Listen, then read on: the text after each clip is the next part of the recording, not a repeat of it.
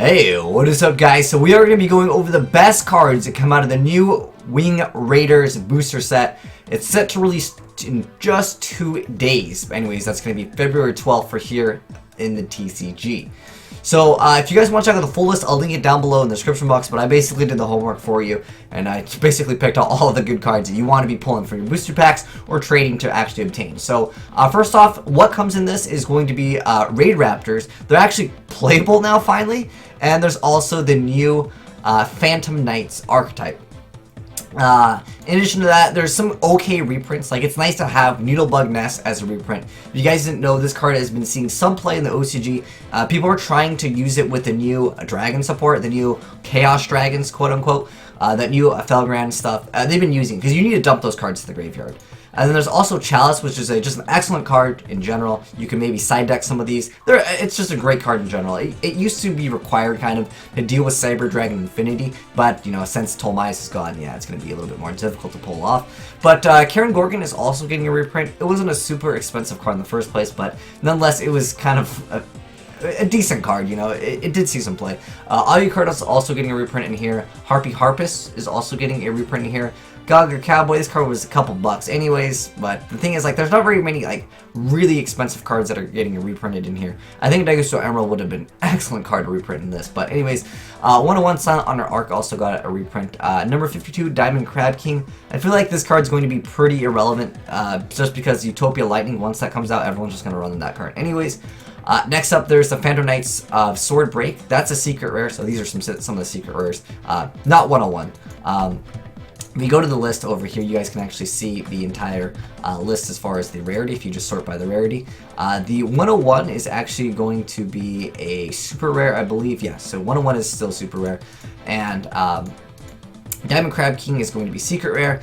The Phantom Knights of Breaksword is also going to be secret rare. Super Quantum Mech King Great Magnus is also going to be secret rare. You can actually pull this guy off in Monarchs, which is, I know, mind-blowing, right? I'll link a video down below in the description box. You guys can check it out. It's pretty crazy. This card is basically the boss monster of the Super Quantum archetype.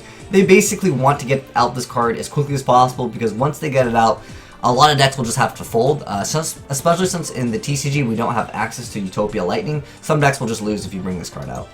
There's also 4 Strix. Finally, like, how long did it take for us players in the TCG to finally get this card? This card was so required to play Raid Raptors, it wasn't even funny, and now we actually have it. So, Raid Raptors, you're good to go. Now, like, the deck's playable. Next up, there's Super Quantum Red Layer. That's an ultra rare. This is also secret rare, if you couldn't tell by the picture. This card is another ultra rare. It's Phantom Knights Fog Blade.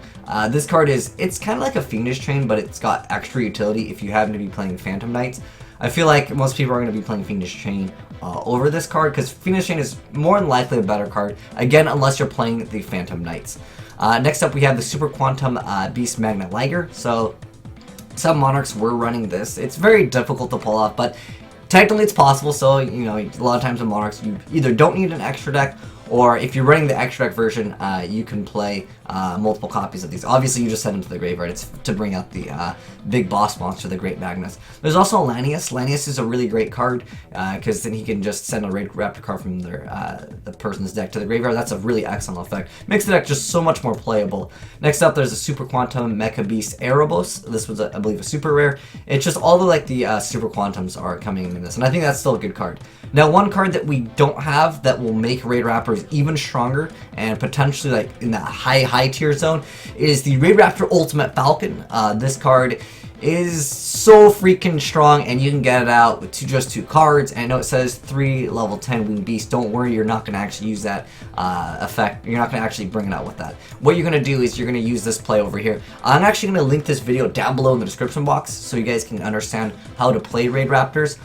Raid Raptors did a little bit of stuff in the OCG, but compared to, you know, obviously like the other decks like Pepe, when that deck was legal, they just didn't do so hot. But I feel like with the nerf of Pepe and with this card, you know, potentially coming out in the TCG, probably in Shining Victories, I'm assuming, We don't know fully, 100% yet, but I'm gonna assume that it came out in the OCG and Standing Victories, and the set number is a certain number. So certain numbers equivalent to when they will be coming out, or if it might be a special edition like card or a promo card for something else. But guys, check out this video. It'll give you a good understanding of how to use Raid Raptors, and also potentially what they can do in the future.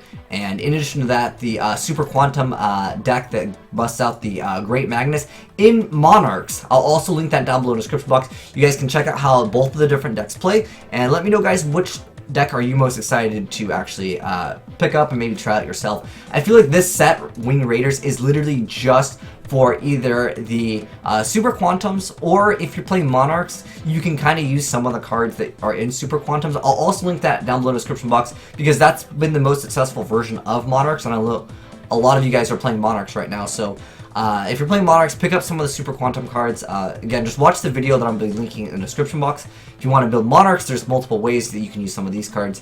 And in addition to that, the Raid Raptor stuff. Personally, for me, I think it's great that we can finally play Raid Raptors, because you guys have no idea how bad you need 4 Strix to play Raid Raptors.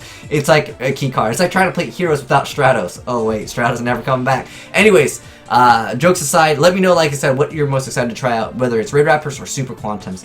Personally, for me, I feel like both of the decks, they're very linear. They don't have a very far branch out of what they can do in the deck, so I'm not really going to be playing them a ton, but I've already kind of played them already, so I can tell you guys, the basic concepts of the deck. Both of the ways the decks work successfully as of right now, especially if you watch some of the OCG channels and how they play. Basically, it's to get out one boss monster, and then your opponent can answer that boss monster maybe just once, and then you just bring it out again, and then they have to scoop their cards. That's just how the deck generally goes out. Raid Raptors can do a little bit more, but with the Super Quantum deck, it's pretty much just make the Great Magnus. That's the more linear version of, like, just bring out the boss monster, I win the game kind of game mechanic.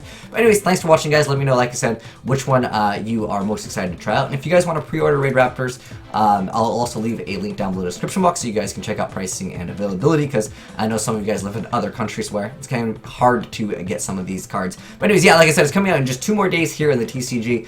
I don't think it's going to upset the meta too much, but we'll have to wait and see what people maybe can figure out with some crazy combos. And especially with this card coming out, I think a lot of people will be interested in trying out Raid Raptors. But if you guys are wondering, is this a set you should invest into? I feel like if you want to play Raid Raptors Super Quantums, yeah, it's great. But if you're just, looking to profit off of it, there's just very minor, like, reprints. There's not any Daigusto Emerald. There's no, like, $100 card or $50 card that got a great reprint in here. And there's also the Phantom Knights. I think some people will try out the deck. It can be okay. I'll also leave a link down below in the description box if you guys want to watch a video of how the Phantom Knights play. I know a lot of people like this. It's kind of a fan favorite deck, but unfortunately, it's just not super high tier as of right now, in my personal opinion. Let me know your thoughts in the comment section below. But anyways, thanks for watching, guys. It's been your boy Will Smith, signing out. Oh, whoa. You forgot to give that like button a titty slap, though. Anyways, I'll see you guys later. Will Smith signing out for realsies.